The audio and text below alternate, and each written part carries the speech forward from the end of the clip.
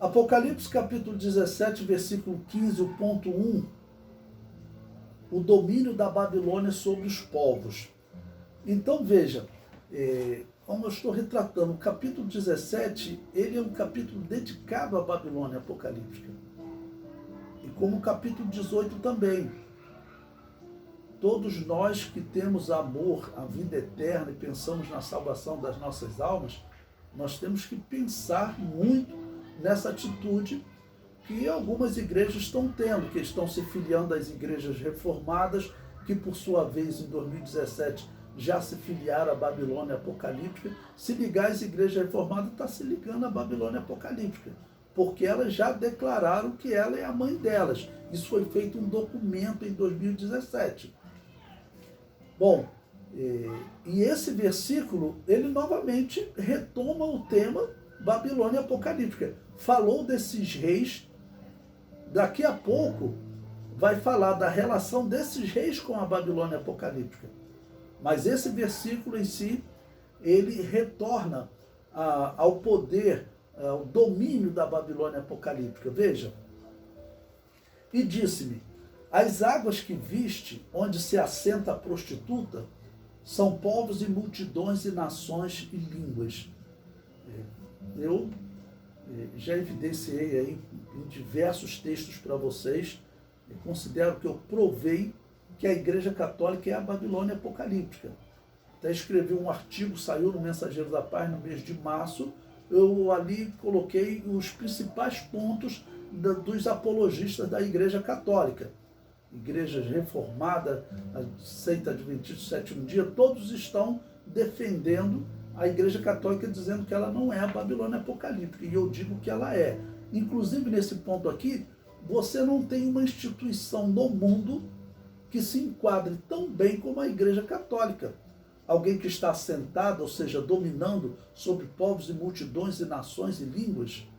Quem é que domina o mundo todo? Quem é o homem que os reis da terra, quando vão encontrá-lo, dobram os joelhos diante dele? É o Papa.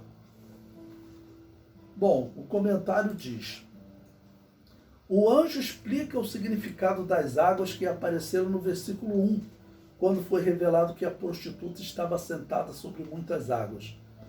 Como ocorreu no capítulo 12, quando a serpente lançou águas para tentar deter o povo de Deus, representado na mulher, vemos a prostituta sentada sobre muitas águas, representando que ela está sentada sobre povos, multidões, nações e línguas, através da falsa doutrina.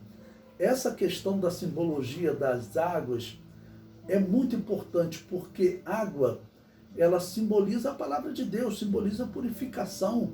Por isso a água estava na pia do tabernáculo.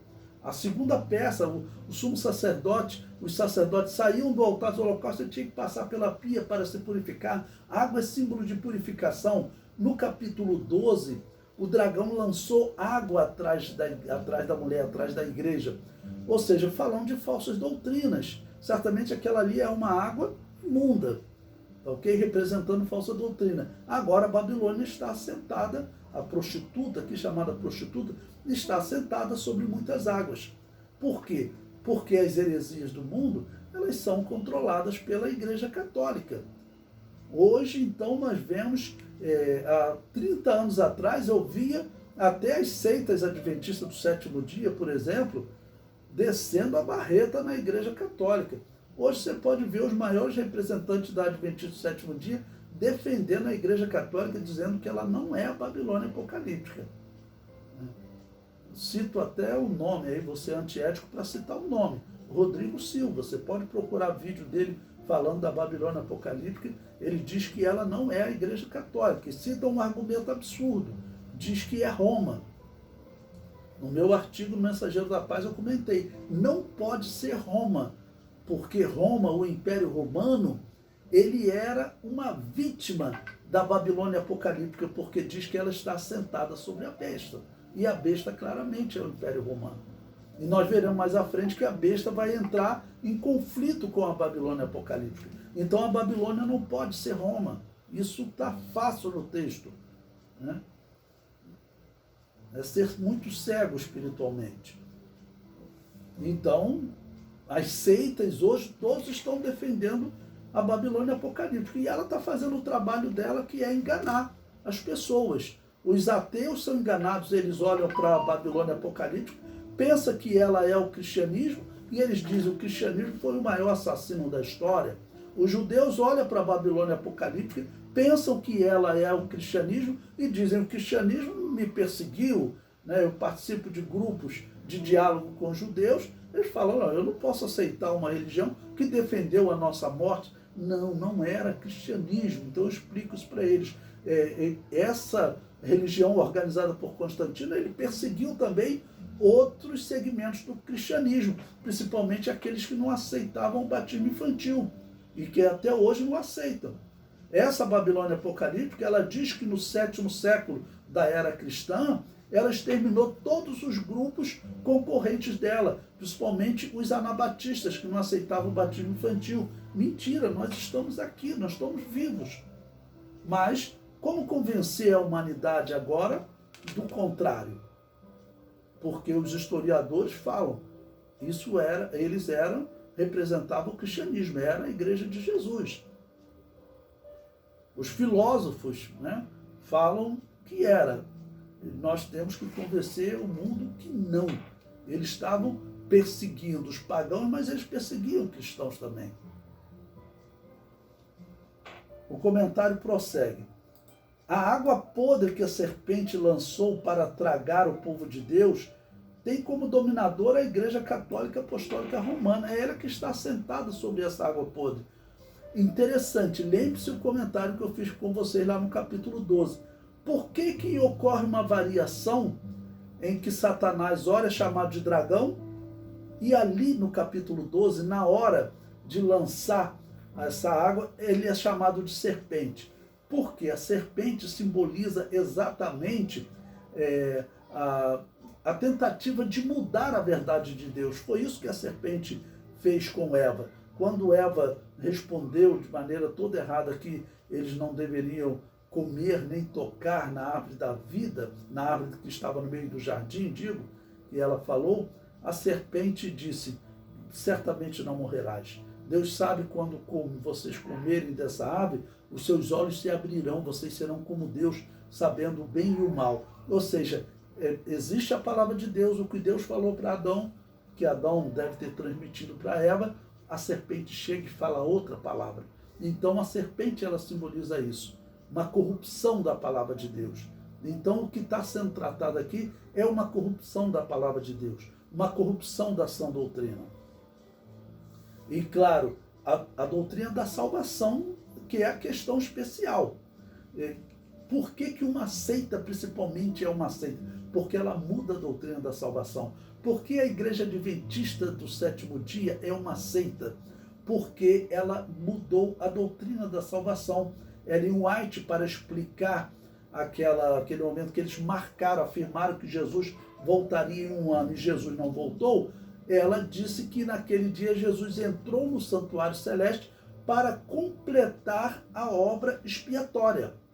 Se Jesus foi completar a obra expiatória, foi porque a obra expiatória da cruz não foi perfeita, ou seja, atingiu um dogma do cristianismo. Por isso eles são seitas. Por que a Igreja Católica é uma seita? Existem centenas, né, de questões na Igreja Católica para caracterizá-la como uma seita, mas principalmente foi a mudança na doutrina da salvação. Por quê? Antes de ser organizada a Igreja Católica, a Igreja Cristã sempre defendeu o livre-arbítrio. Defendeu que Deus é soberano, porque nós defendemos que Deus é soberano. Ele construiu a salvação, Jesus Cristo morreu na cruz, e agora ele oferece a salvação para a humanidade, dando à humanidade o direito de dizer sim ou não, você quer o céu ou o inferno. Essa é a doutrina da salvação que a Igreja Cristã sempre pregou, até a Igreja Católica ser organizada. No ano 410 da era cristã, isso é história, não tem como negar isso. No ano 410 da era cristã, a Igreja Católica mudou a doutrina da salvação. Ela excluiu o livre-arbítrio, dizendo que o homem, ele nunca diz sim ou não para Deus. Deus determina quem vai dizer sim e quem vai dizer não. Isso é um absurdo. Isso é um absurdo. Até porque essa doutrina, né, que eles chamaram de predestinação, na verdade, ela era chamada de determinismo dos deuses. Essa era uma doutrina pagã. É só você estudar a religião de Roma, a religião dos celtas, a religião dos gregos, dos cananeus, dos persas. Todos os povos pagãos defendiam o determinismo dos deuses. Os deuses determinam a vitória na derrota, os deuses determinam a hora da sua morte nessa guerra ou em outra guerra, os deuses determinam tudo. Era a doutrina do determinismo dos deuses. Os romanos acreditavam nisso. Eles acreditavam que Júpiter, o invicto, Júpiter, ele determinava a vitória. Quando eles perdiam uma batalha, eles falavam, vamos matar mais boi para Júpiter para ele determinar a vitória. Perdemos outra guerra, o que houve? Que tem um grupo aí cristão que diz que os nossos deuses não existem, então estão determinando a vitória. Então obriga esses cristãos a dizerem que os nossos deuses existem. Os imperadores, eles não estavam nem aí para a questão religiosa. O que eles queriam era vencer a guerra, porque eles acreditavam no determinismo dos deuses. É fato, essa doutrina ela era pregada por todos os pagãos, até na filosofia. Quem estuda Platão sabe que Platão defendia a doutrina do determinismo dos deuses. Ele explicava que as classes diferentes que existiam na Grécia, e tudo isso era determinado pelos deuses. Então, aqueles que viviam para servir as classes superiores tinham que se contentar com isso. Era a doutrina do determinismo dos deuses. No ano 410 da era cristã, a Igreja Católica mudou a doutrina da salvação. Isso é fato. Ali ela mudou o determinismo dos deuses e chamou de predestinação. Os reformados seguem essa alteração na doutrina da salvação. Por isso é que eu não posso considerar, na minha consciência doutrinária cristã, eu não posso chamar um reformado de salvo. Por quê? Porque ele segue uma mudança na doutrina da salvação. Mude qualquer coisa. Interprete que as duas testemunhas do Apocalipse, Elias e Enoque, qualquer um. Mas se você mudar a doutrina da salvação, você se torna uma seita. E isso é fato. Aí o que eles querem convencer? Eles querem convencer que a igreja primitiva, que era perseguida pelo Império Romano, a igreja mais fiel da história, a Igreja Católica e as igrejas reformadas, querem dizer que eles pregavam heresia, porque eles pregavam o livre-arbítrio. E a Igreja Católica, quando foi organizada pagã, que no ano 410 a Igreja Católica já era totalmente pagã. No ano de 30 anos antes, ele já tinha assinado o Edito de Tessalônica com o Papa Dámaso, proibindo o funcionamento de qualquer igreja, perseguindo as outras igrejas e perseguindo até os pagãos, eram mortos. Nós estudamos que eles construíram até campos de concentração. É inacreditável. Eles já tinham adotado a purificação das almas após a morte, o purgatório. Isso era pagão. Quem é que duvida disso? Ele já tinha adotado o incenso de Júpiter, que era símbolo do diálogo com o demônio, como diz o apóstolo Paulo, era sentar-se à mesa do demônio. Tudo isso ele já tinha adotado. Chega no ano 410, Agostinho de Hipona ainda cria a teoria da guerra justa ou guerra santa, dizendo que o Papa Dámaso estava certo, a igreja pode matar para implantar o reino de Deus, pode perseguir aqueles que chamavam de hereges, que eram os anabatistas, e muda a doutrina da salvação, do livre-arbítrio para o determinismo dos deuses, que ele usou o termo predestinação. Então, isso faz parte dessa água podre que a serpente lançou para tragar o povo de Deus, que tem como dominadora a Igreja Católica Apostólica Romana. Foi ela que mudou a doutrina da salvação. Isso é claro e evidente na história. Eu duvido qualquer outro falar, não, está errado esse ponto aqui. Não tem nenhum ponto errado. Todos os povos pagãos defendiam o determinismo dos deuses. No ano 410 da era cristã, a igreja pagã, a igreja católica, que é chamada na história de igreja corrompida, de igreja estatal, de igreja imperial, igreja que o imperador mandava mais que o Papa, que era uma organização política do imperador, essa igreja mudou a doutrina da salvação. Não tem como a igreja corrompida interpretar melhor as escrituras do que a igreja fiel, que por 350 anos defendeu o livre-arbítrio. Isso é impossível, não tem como acontecer. A igreja corrupta não tem autoridade para interpretar, nesse caso, reinterpretar a doutrina da salvação. Essa doutrina está sendo seguida, está até sendo pregada nas Assembleias de Deus. Isso é um perigo. Essa doutrina, ela é pagã e poucas pessoas percebem o que está por trás dessa doutrina. Porque essa doutrina ela era pregada no paganismo, porque essa doutrina, como ela está organizada, ela acusa a Deus e defende Satanás. Essa doutrina ela é a apologia da serpente, a apologia do dragão. Porque, segundo essa doutrina, você pode pegar na confissão de fé de todas as igrejas reformadas, até na Igreja Batista Reformada, você vai encontrar lá um ponto dizendo o seguinte, que os anjos, uns foram predestinados, foi determinado que eles permanecessem fiéis, e outros foi determinado, foi predestinado que eles fossem infiéis, que pecassem, que caíssem. Segundo esse texto, por que o querubim ungido pecou e se tornou Satanás? Foi por ordem de Deus. E é claro que Deus é o culpado, então, do dragão ser o que ele é. É uma doutrina absurda, mas eu tive no Nordeste e falaram que o seminário do Nordeste, que é um seminário das Assembleias de Deus, hoje o ensino oficial dele é o calvinismo. É chamado de calvinismo porque na Reforma Calvino foi quem mais tratou e os discípulos dele defenderam essa doutrina pagã, que é claro, não existe dúvida, essa doutrina ela era pregada por todos os pagãos. Pega filme aí dos celtas, que são os vikings, a todo momento eles estão numa guerra, sobreviveram, mas os deuses nos mantiveram vivos, tal. Então eles acreditavam no determinismo dos deuses, que a Igreja Católica usou o termo predestinação indevidamente. Bom, eu coloquei aí Apocalipse 12:15, que diz: e a serpente lançou da sua boca atrás da mulher água como um rio, para que pela corrente a fizesse arrebatar. Bom, eu vou explicar agora no grego para vocês o significado desse texto. Veja, o termo arrebatar nesse texto é tradução do termo grego potamoforetos, ok? Que seria melhor traduzido por arrastado pela enxurrada, ou devastado por uma correnteza, ou ainda afogado nas águas. Tudo isso, o dicionário Strong diz que, a nossa tradução diz que pela corrente a fizesse arrebatar. O que significa esse arrebatar? Ok? Significa afogar nas águas, devastar por uma correnteza, arrastar pela enxurrada. Prosseguindo, o texto retrata a tentativa do dragão e da Babilônia apocalíptica de levar o povo de Deus, simbolizado na mulher, à corrupção da doutrinária. O termo fizesse, porque diz a corrente a fizesse arrebatar.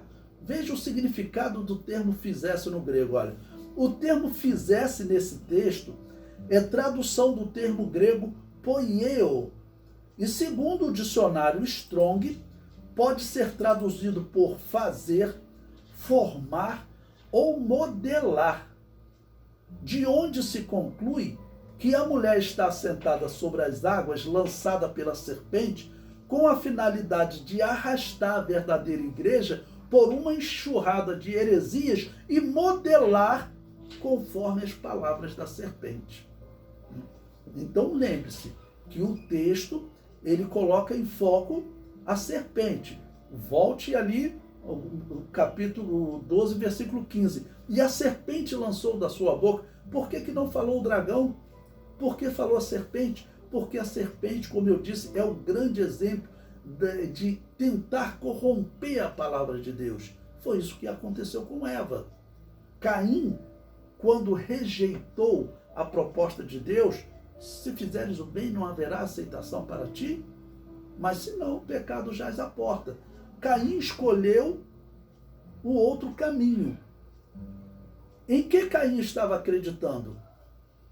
Existe a possibilidade, que eu acredito, certamente Caim e Abel ouviram de Adão e Eva o que aconteceu no jardim. Ficaram sabendo do diálogo com a serpente. E certamente Caim sabia que a serpente, ela havia dito para Eva que eles tinham como escapar da morte.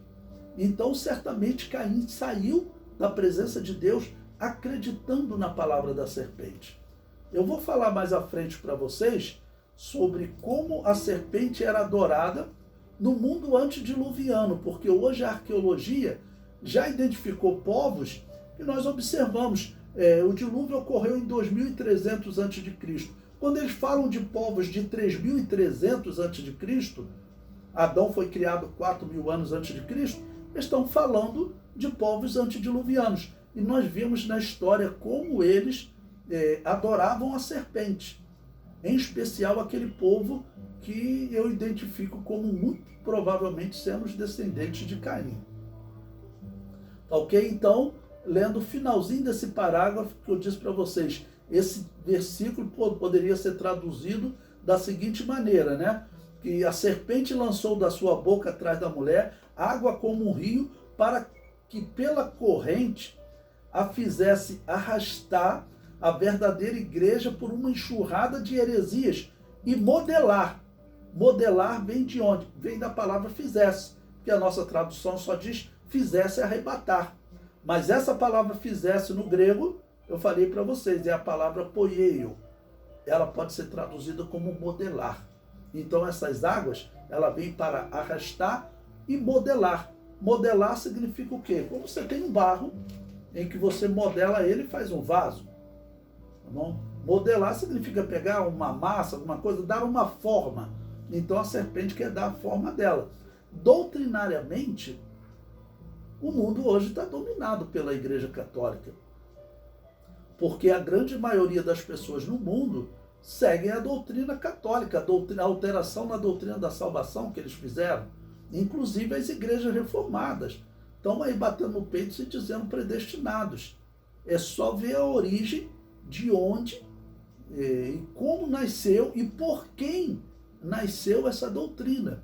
Então, todas essas pessoas, por esse texto, eles foram modelados segundo as águas que a serpente lançou. E a mulher está assentada sobre essas águas. A Igreja Católica está assentada sobre essas falsas doutrinas. O comentário prossegue. O capítulo 17 deve ser lido com muita atenção. Além dele retornar em um ponto da grande tribulação, anterior à batalha do Armagedon, ele retrata nesse versículo o domínio da Babilônia apocalíptica sobre os povos. Mas no versículo seguinte, já retrata um momento que os reis da terra decidem destruí-la. Ou seja, a falsa religião não terá mais serventia para a serpente. Ou seja, chegará um momento da grande tribulação que a serpente que engana a humanidade com falsas doutrinas, que lançou esse rio de doutrinas heréticas, ele falará o seguinte: agora não interessa mais doutrina herética. Nós não queremos nem essa doutrina herética desse pseudo-cristianismo, desse Jesus, dessa Maria, da Igreja Católica. Nós não queremos mais nada disso. O próximo texto vai mostrar a destruição dela. E o que ocorre? Essa Babilônia apocalíptica foi descrito que ela estava sentada sobre 7 reis. E não foi falado em um 8º rei, o 8º reino? Ou seja, o 8º reino, como eu disse para vocês, que provavelmente é a segunda metade da grande tribulação, quando a besta que sobe do mar, a besta que sobe da terra, e esses reis, esses 10 reis, se unem para formar a besta final, que é o 8º reino, a Babilônia apocalíptica não está assentada sobre ele. Ela está assentada só sobre os 7 anteriores. Então ela ficará assentada certamente até metade da grande tribulação, ou até esses 7 meses e 10 dias que faltam para terminar a grande tribulação, quando a besta e os 10 reinos decidem destruí-la. É o que nós veremos no próximo capítulo.